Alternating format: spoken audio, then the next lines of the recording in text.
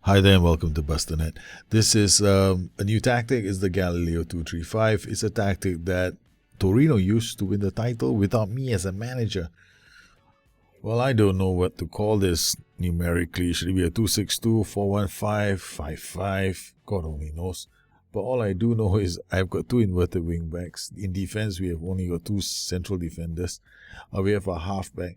So ideally what we do in possession is we shift into this kind of a formation, and then there's an underlap instruction for the left inverted wing back. They should push him up like this, and an overlap instruction for the right inverted wing back, which should influence him to move in that direction.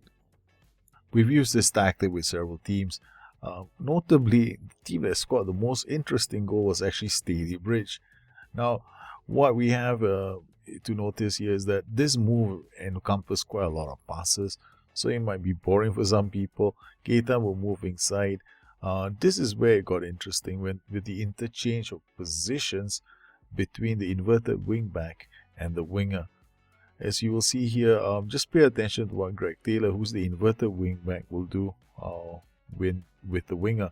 They will move, and then the inverted wing back will slot centrally, and then he will move up, and then we'll create some movement in that direction, and then possession of the ball just shifts to the other side of the pitch. Martinovic will play to Bowler. Bowler plays it back to the attacking midfielder, and then we go back to the ball playing defender. There were a lot of passes in this move, and then the ball will move to the other side of the pitch as the team kept possession of the ball pretty well. And then Gaetan plays it to Carvalho. Gaetan then goes off down the flank for a cross, and the winger comes in to score the goal. The system is also quite vulnerable. The use of the halfback means that I don't really have a person who will anchor the defense. So if he moves out of position, we could leave ourselves vulnerable to the long shot. The system also uses inverted wingbacks. But this with an overlap instruction. Now this can be very dangerous. So if you're not comfortable with it, you have to take it off, because if you lose the ball in transition, you could be horribly out of shape and you could easily concede goals. When I analyzed this tactic's performance against Juventus, something became very clear to me. Kevin Keegan is going to love the system. It's going to create chances for both sides. When we traveled to Juventus, Juventus actually played with a 4-3-3, an attacking 4-3-3, which was surprising because we managed to beat them. Now, the important thing to remember about this system are the key pass triangles that you're going to be forming. A lot of them are going to happen in the central area of the pitch. Your inverted wingbacks are going to be very important. How your ball-playing defenders work the ball up to them and how they control possession is vital. Most of the assists for Torino came from through balls and from crosses. And because the right side of the formation is slightly more attacking than the left side of the formation, you should be very careful of the overlap right instruction, and or you could also change the duty of the inside forward on the right flank. Alright, now it's time to take a look at this tactic. This tactic is extremely aggressive, so bear in mind, I'm going to explain the risks first with this system before people jump out and start using it. First up, attacking mentality. Is it needed? Not necessarily. You can play on a positive or you can play on a balance. Second thing is that this is the biggest risk. The two overlap underlap instructions. Now this guy is underlapping, so he's going to go this way. This guy is overlapping, he's going to go this way. Do we need them? The reason why I'm always out of shape when I'm defending is because it is being used. So you can definitely remove them and you won't suffer. The reason why I'm using them is because I wanted them to be positioned higher up the pitch so that they could be in closer support to these two chaps on flanks. They are between the two. If I wanted to keep the underlap on the left, I think it's a bit more safer than the overlap on the right because of the inside forward and attack. So this flank, I noticed as well, gave up the most amount of assists to the opposition. So there are two things that we can do. We can turn this into a support duty and remove the overlap shot, or you could just leave it in, leave this guy as an attack duty and then remove the overlap shot. It's entirely up to you. We've got two ball-playing defenders here, which I love. Okay, but the thing is, I use two ball-playing defenders because I need both players to be able to carry the ball forward, because these boys can be quite far away. So we've got only this diamond in defense. The halfback is an aggressive role. You could end up leaving yourself vulnerable to long shots, which is kind of common in the system, because the halfback, he tends to support the left flank and the right flank. when you use the halfback, you got to be very careful. You got to choose the right player. He's got to be sharp. He's got to be mentally aware. Attributes that are needed for the system are work rate, lots and lots and lots of work rate. So these players all have to have good work rate. Now, I was very surprised that the player that this team used was Ola Aina. I almost fainted when I found out. I mean, he was used for a lot of games by this team. If I look back at the matches that they played, Ola Aina played a whole 28 games, and he was the man of the match in 2 matches. Probably because some of these matches they turned him into an AMR. But I did check a lot. Some of the matches he appeared as an AMR. But if it was me managing the side, the only position he'd be playing is on the bench.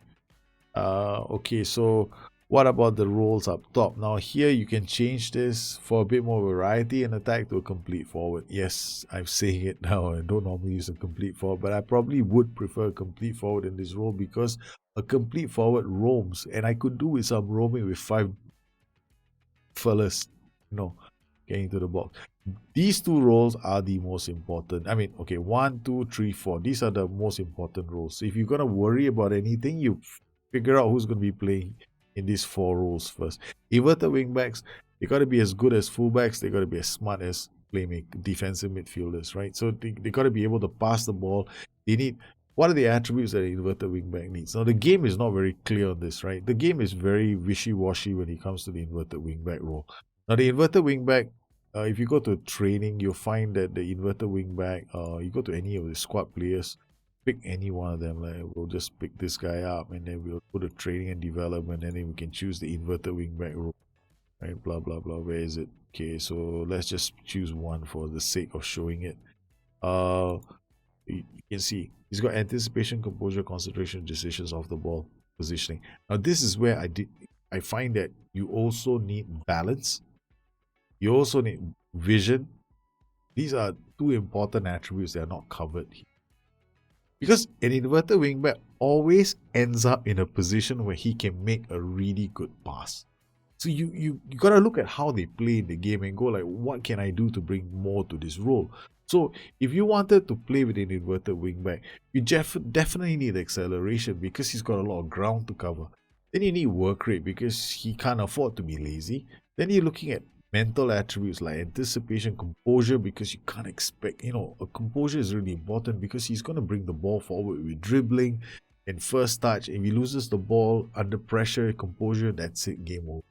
Then he needs passing decisions. If he has vision, even better. So inverted wingback is really a cross between a fullback and a defensive midfielder, more to the tune of like a playmaker of sorts. So it's really interesting because with Liverpool, it's so easy for me to play the game because I've got so many of them in the team. I've got Gini Wijnaldum, I play there. I use Jordan Henderson as an inverted wingback. I've got all the old fogey. I mean, some of the acceleration is not that fantastic, but yeah, who gives a shit? I got so many defensive midfielders, just stick them in. There's nothing wrong with playing a defensive midfielder in there. Yeah, you can retrain them if they're younger, but you really want some passing decisions, work rate, anticipation. Positioning is going to be important. So when in some of these matches when Ola Aina was chosen as the inverted wingback, I was like, okay, this is not a good thing for the game. So these are the attributes that you need for that position. What about this position? The halfback positioning is really important. Now he's going to bring the ball forward too because we need to use the run and defense, right? So he needs to run with the ball. So he needs dribbling, he needs first touch, he needs balance, he needs composure, he needs concentration, he needs anticipation. Because he's going to win a lot of headers, he needs if he can, I don't care about jumping reach in this particular case, but I need positioning, right? So he needs to be able to anticipate, he needs concentration. So you need those attributes for the halfback. Now let's get to the crunch because every other player here, these guys only have take few risks. No PIs in these positions, right? No PIs here. Here they're only employing the split block, right? Okay, so they're only employing the split block here. It's this role that is important. Now the tactic I might remove this from the uploaded tactic, right? So I might remove more direct and take more risks. This is what he'll need. He'll need to roam from position This is the most important thing, and shoot less often, because I don't want this guy to start collaborating from the outside of the box, because we want him to basically keep moving the ball around. I need him to roam from position, because occasionally I might need him on the left flank, I might need him on the right flank. If he has drops deep to the bat the ball, that's not too bad. So this player needs a lot of work rate. So dribble more, shoot less often, roam from the attributes they will need in this position. So basically that's really it. Counter press, and with a steady bridge, standard defensive line, standard line of engagement is how we play. With Liverpool, I actually go higher. Defensive line, steady line of engagement, sometimes higher line of engagement. So this really depends on the team I'm playing with, right? So I don't really have a rule that says you got to use the standard defensive line for everybody. It depends on your defenders. With a weaker team like Stalybridge, I use a standard defensive line. With a stronger team like Liverpool, I actually am a bit more aggressive. The early crosses, because I don't think I want to go down the byline and try and cross balls, because we already have players in the box. So I don't see the necessity of just moving the ball around. Even with Stalybridge, right? I just showed the highlight of that sequence of passes that they made, and they had hit early crosses in there, and they were passing the ball forever. So attacking with, you don't want to be narrow, you want to be as wide. In fact, there are matches where I go extremely wide, because you got so many players in attack. You really got to use the full width of the pitch, so that players like the winger hug the flanks. Here, in this particular case, stay wide might be preferable. The reason why we have the overlap right shout is because a lot of my players have cut inside from both wings. So I use the inside forward, so you go inside, then the inverted wing back will overlap. So basically that's really it. What about set piece instructions or training? Well, follow the same kind of training that you do. Focus on getting your players to understand their roles and duties really well. And as far as the set pieces are concerned, so far I've been using this tactic. I've been using only the default set pieces. I didn't want to change anything in the game, but honestly speaking, the only thing you really need to do for set pieces is maybe put one man back to defend, and then when you're defending free kicks and corners, make sure that the far post is, there's somebody on the post, and not on the post, rather marking the far post area. So you've got set pieces, corners. So what you want to do is this position. You want to cover this position. This is the only position you got to worry about. So, and then for throw-ins is the same thing. Throw-ins as well. When you're defending a throw-in, there's a possibility that this side gets wanna have somebody in the far post. That's maybe one of the tweaks you can do for your set pieces. That's the only thing I really bothered. As you can see, there's nothing here. I didn't. These are all default set pieces. Nothing here is how would I put it? I didn't create any set this time. Just left it on default. Well, I hope you enjoyed this edition of a quick guide. It's a 235. I just want to have fun. So I wanted to have fun with a system that I haven't created. It's not a throwback to anything old. It's just something I was toying with for a while. I was thinking about something somebody did in real life, right? Bayern Munich played a 2-3-5, but it wasn't even like this, right? So they played only with one forward, two wide players. Theirs was, and two central midfielders. So theirs was a lot different. Theirs was something more like this. Something that was almost like, but they had the problem with Bayern's one, they were slightly higher. So it's very hard for me. We can't get that done in this game unless, of course, I put this on tag. Could do. Yeah, you could actually make a variation of this tactic doing that as well. Probably be a lot more stronger as well. So you have a winger on attack, inside forward attack, two support duties, and one more here. So you could use the template that I created to go and create others, because all you need to do is just in check. It can be fun. You never know. So once again, I want to thank everybody for tuning in. I would like to thank all of you for your continued support of this channel. Please subscribe if you like the show. Drop me a note. Let me know how this goes. Remember, I do this all for fun and I do it for all of you. And I want to thank everybody for tuning in. If you have any questions, you know where to find me. Once again, I want to thank all my patrons for their continued support of this channel. You make this kind of shows possible for the rest of the community. You guys take care. Have a good one. I'll see you again soon. Bye-bye.